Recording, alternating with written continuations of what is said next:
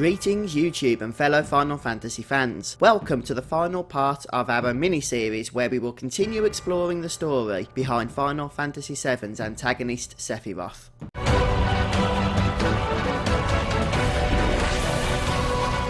Before going any further, please note that this video will contain massive Final Fantasy VII spoilers. I also have so much more planned going forward with my Story of Final Fantasy series, so if you do enjoy this episode, please hit the like button and subscribe to the FuzzfingerGaming channel. If you have any other ideas for plot elements or characters you would like me to explore next time, please let us know in the comments section below. Throughout these past episodes, we have been exploring a lot of backstory that is revealed to us during Final Fantasy VII through flashbacks and memories. These have helped us to understand what Jenova is, who Sephiroth is, how he was made, and what his motives were for wanting to wipe out all of humanity.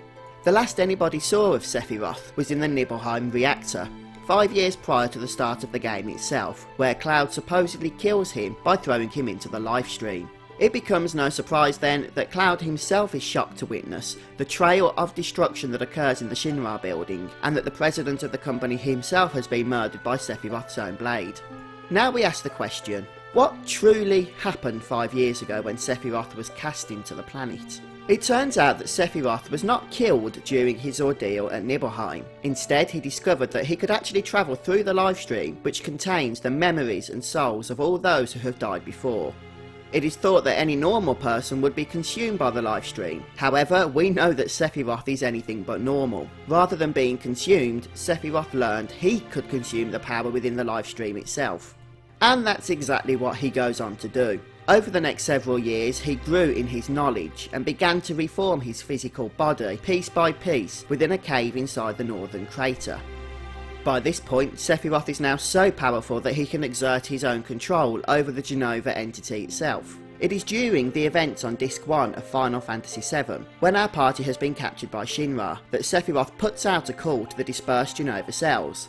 This includes the decapitated body in the Shinra building, as well as the clones that are scattered around the planet. Interestingly, it also includes Cloud, though we will come back later to that point. Sephiroth wishes to consume the entirety of Jenova, and so his plan is that the reunion will now occur at his body within the northern cave. Cloud and his friends come to the seemingly obvious but incorrect suspicion that Sephiroth had broken into the Shinra building and stole the remains of Jenova. In fact, the headless Jenova, under Sephiroth's control, breaks free of its containment and shapeshifts into his form. This form of Sephiroth enacts destruction throughout the Shinra building before killing the president. During this rampage, Sephiroth releases Cloud, and by extension his friends also, from their cells, since he's also part of the reunion call.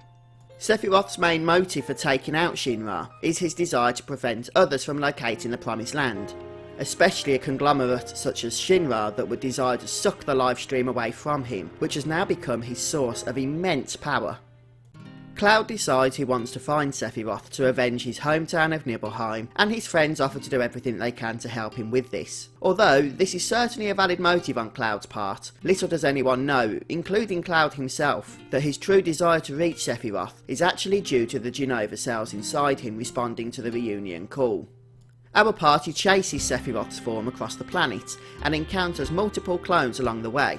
During these encounters, Cloud and his friends enter battle with several different manifestations of Jenova, known in-game as birth, life and death respectively.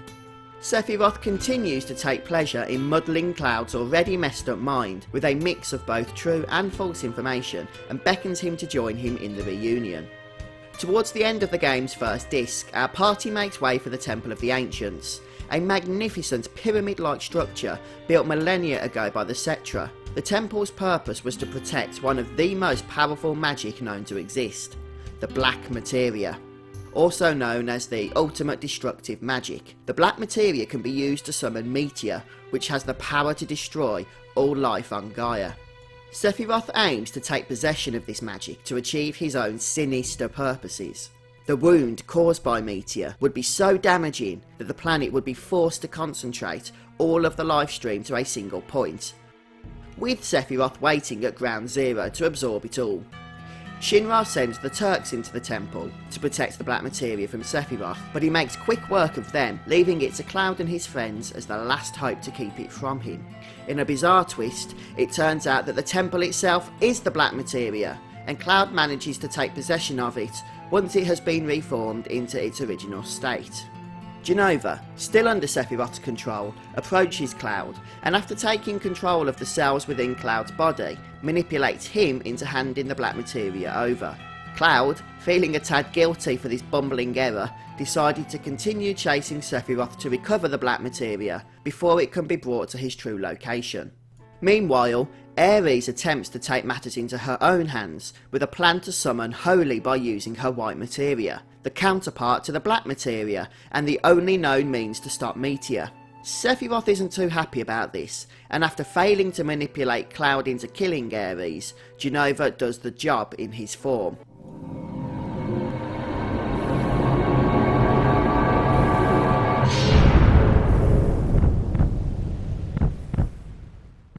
The Black Materia is dangerously close to being returned to Sephiroth in the Northern Cave, but fortunately Cloud and his friends just about managed to recover it in time while traversing the Whirlwind Maze. Unfortunately, that was all for naught, since Sephiroth again takes control of Cloud after manipulating his fragile mind, and again forces him to hand over the Black Materia, this time literally right into his hands. By this point, Cloud is so confused, he is now beginning to believe that he is nothing more than a collection of Jenova cells that have just taken on a false human identity. With possession of the Black Materia, Sephiroth summons Materia and begins waiting for the destruction it will bring.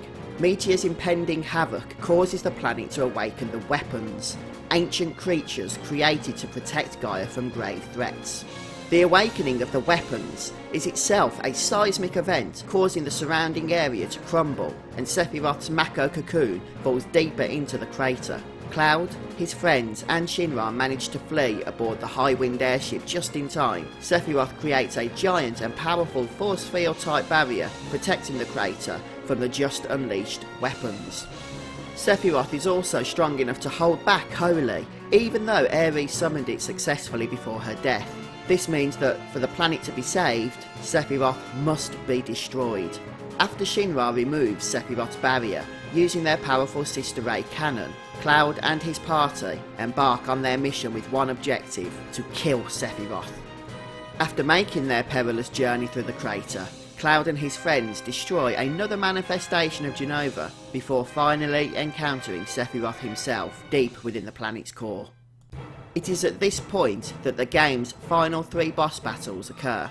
The first is against Sephiroth, who has manifested himself in a grotesque form with various parts. For the second battle, Sephiroth takes on an angelic form, and the fight takes place in a kind of strange, bright heavenly realm. Sephiroth now believes himself to be a god, but interestingly, he has a lot in parallel with the devil. The Final Fantasy franchise often draws inspiration from real-life religion.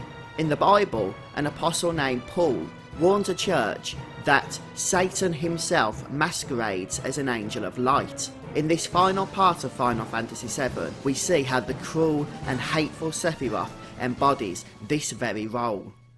Once this angelic form of Sephiroth is defeated, Cloud is pulled into the Lifestream, possibly by Sephiroth himself, for the third and final encounter. This time, there are no more tricks. It is pure, embroiled hatred on either side. Cloud's limit gauge fills up quickly, and the anger in Sephiroth's eyes is all but apparent.